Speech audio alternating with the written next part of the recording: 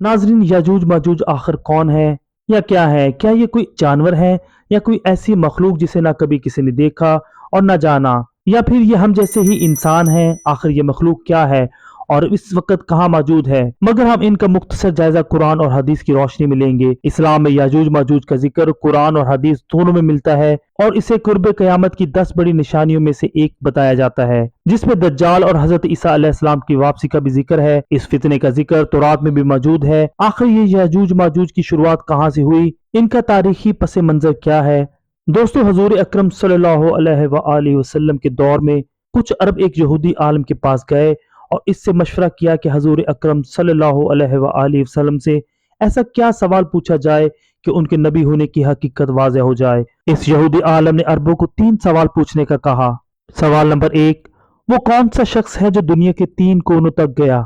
सवाल नंबर 2, असहाबे काफ कौन है? सवाल नंबर 3, रूह क्या है? नाजरीन, इन तीनों सवालों में हमारा मौजूद बहस और गौर तलब सवाल सवाल नंबर 1 ही है। अल्लाह ताला ने कुरान करीम में इस सवाल का जवाब अपने महबूब को कुछ यूं अता फरमाया। ये आपसे दरियाफ्त करते हैं, ए मोहम्मद सल्लल्लाहु अलैहि वसल्लम, जुल्करनैन के बारे में आप कह दीजिए मैं उनकी तुम्हें कुछ खबर देता हूँ।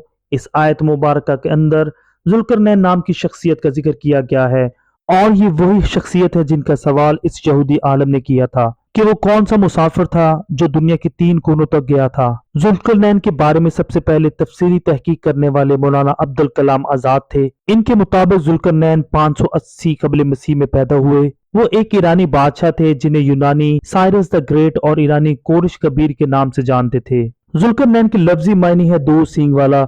ये 2 सींग दर हकीकत जुल्करनैन की जेर अतात 2 सल्तनतों मीडिया और पारसा को जाहिर करते हैं। जब जुल्करनैन का मकबरा खोदा गया तो इसमें 3 सींगों वाला एक मुजस्समा भी दरियाफ्त हुआ। इन 3 सींगों पर नुमाया तौर पर कुनंदा किए गए दुनिया के 3 हिस्से नुमाया हैं जहां जुल्करनैन गए और इनको फतह किया। पहला हिस्सा अफगानिस्तान, ईरान और बलूचिस्तान है, जबकि दूसरा हिस्सा आर्मीनिया, ऑफ सीरिया और तुर्की का इलाका है, जबकि तीसरा हिस्सा इराक का है। मगर दोस्तों, सवाल यहाँ ये पैदा होता है कि यहूदी जुल्करनैन को कैसे जानते थे? इस बात को समझने के लिए हमें 586 कबल मसीह की बाबल की तारीख को जानना पड़ेगा। बाबल इसकी मजबूत तरीन रियासत समझी जाती थी।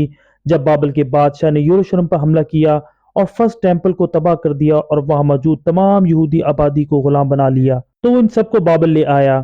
539 कबल मसीह में जुल्करनैन ने आसानी से बाबल को शिकस्त देकर इसे फतह कर लिया। जुल्करनैन ने यहाँ कोई खून खराबा नहीं किया और बहुत ही कम मजामत के साथ बाबल को फतह किया, क्योंकि वो एक नरम दिल और आदल हुक्मरान थे और जहां जाते थे लोग उनके अखलाक और शख्सियत से मुतासिर होकर उनकी फौज में शामिल हो जाते थे। रब करीम ने कुरान पाक की सूरह अल कहफ के अंदर जुल्करनैन और याजूज माजूज की मुलाकात को कुछ इस अंदाज में पेश किया है। वो एक राह के पीछे लगा। उलमा कराम के मुताबिक, इस आयत के मुताबिक, जुल्करनैन एक सफर पर निकलते हैं जहां वो एक ऐसे इलाके में पहुंच जाते हैं जहां सिर्फ एक सिमत में आगे बढ़ना मुमकिन है। इससे मजीद आगे अल्लाह ताला ने इरशाद फरमाया, यहाँ तक कि वो सूरज के डूबने की जगह तक पहुंच गया और इसे एक कीचड़ नुमा चश्मे में गरूब होता हुआ पाया और इसके पास एक कौम को भी पाया। अल्लाह ने कहा, ए जुल्करनैन, या तुम इनको सजा दो या इनके लिए कोई बेहतर रवश अख्तियार करो। इस आयत मुबारका में जगह जगह अलामती इशारे भी मौजूद हैं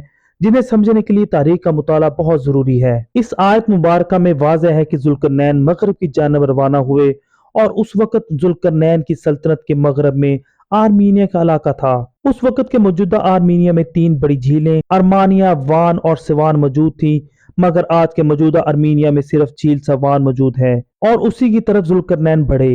ये झील आर्मीनिया के कुल रकबे का 5% है। कुरान पाक में इस झील की खसूसियत इसकी काली रंगत या कीचड़ नुमा होना है। आयत मुबारका में मजीद बताया गया है कि जुल्करनैन ने इस जगह एक कौम को आबाद पाया और अल्लाह ने इनको अख्तियार दिया कि उनसे जो चाहे सलूक करें। इसके अलावा इस सफर के दूसरे हिस्से की वजाहत करते हुए अल्लाह ताला ने इरशाद फरमाया, यहाँ तक कि वो सूरज के निकलने की जगह तक पहुंचा तो इसे एक ऐसी कौम पर निकलना पाया कि इनके लिए हमने इससे और कोई उट नहीं बनाई थी।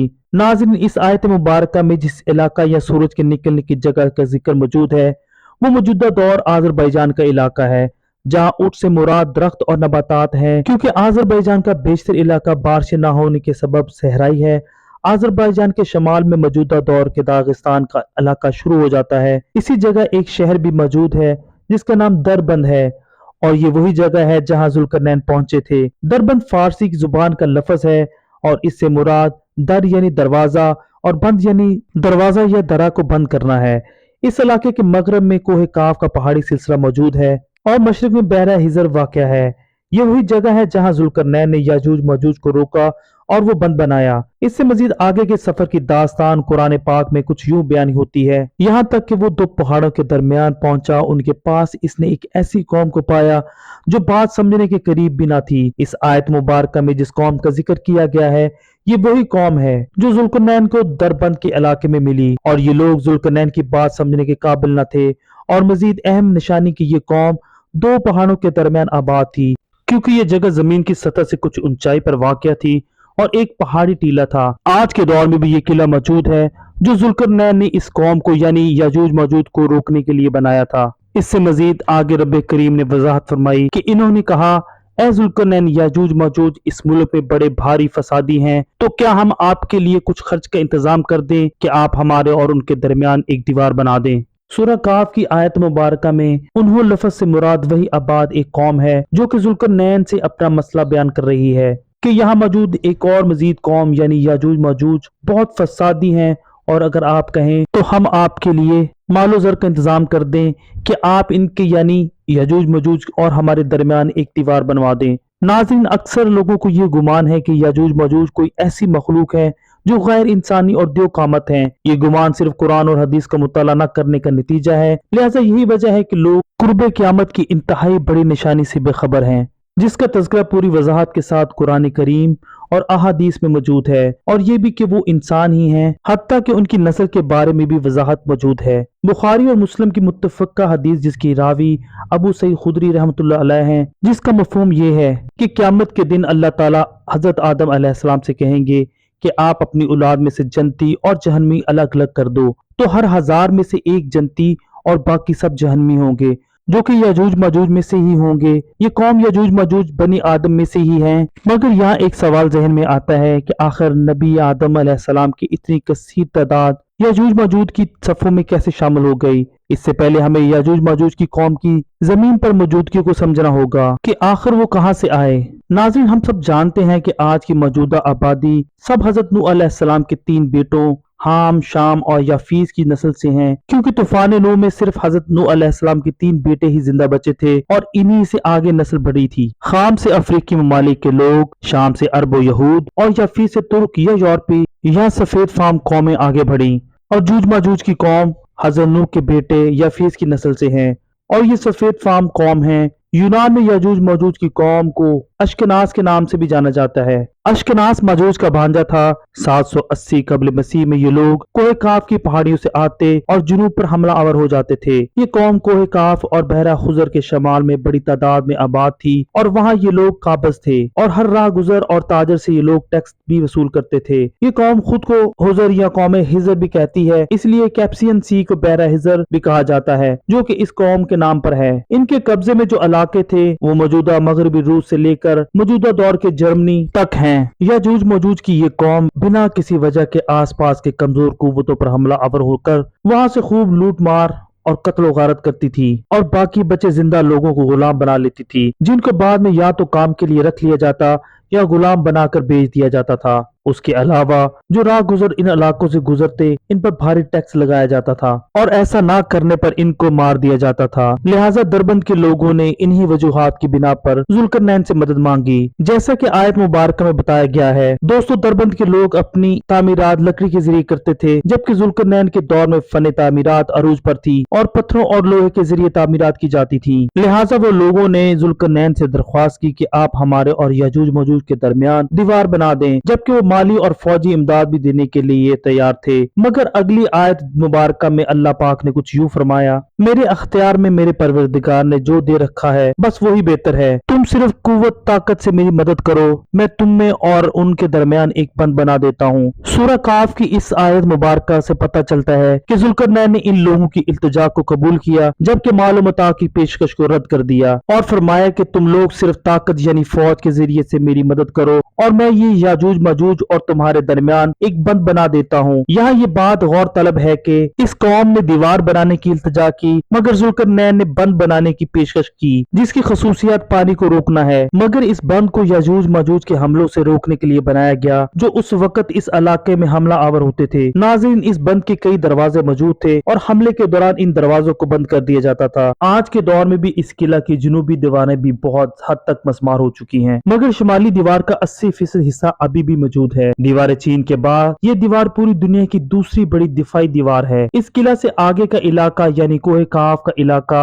जुल्करनैन की हुकूमत में था, लिहाजा इस बंद बनने के नतीजे में इन इलाकों की भी हिफाजत हो गई। नाज़रीन, इससे मजीद अगली आयत में रब्बे करीम ने इरशाद फरमाया, मुझे लोहे की चादरें ला कर दो, यहाँ तक कि इस दो पहाड़ों के दरमियान बंद खड़ा कर दिया और कहा कि अब दहकाओ, हत्ता कि इसे आग बना दिया। तो कहा, मुझे ला कर दो, मैं इस पर पिघलता हुआ तांबा उंडेलूंगा। नाज़रीन, सूरह काफ की इस आयत मुबारका में लोहे की चादरों और तांबे का जिक्र मौजूद है, जो कि इस बंद की तामीर के दौरान इस्तेमाल हुआ था। जबकि अक्सर लोग ये समझते हैं कि जो बंद जुल्करनैन ने बनाया था वो सिर्फ और सिर्फ लोहे और तांबे का था, मगर ऐसा नहीं है, क्योंकि इस दरवाजे को बनाते वक्त वाफर मिकदार में लोहे और तांबे का इस्तेमाल किया गया। अब इस बंद का बेशतर हिस्सा खंडरात बन चुका है, मगर फिर भी बाकी हिस्सा अल्लाह पाक के हुक्म से कायम दायम है। सूरह काफ की इस अगली आयत मुबारका में अल्लाह पाक इरशाद फरमाते हैं, बस ना तो इनमें इस दीवार के ऊपर चढ़ने की ताकत थी और ना इनमें कोई सुराग कर सकते थे। नाज़रीन, जो बंद जुल्करनैन ने बनाया, दरबंद के लोग इस बंद की छत पर चढ़कर इसकी हिफाजत करते थे,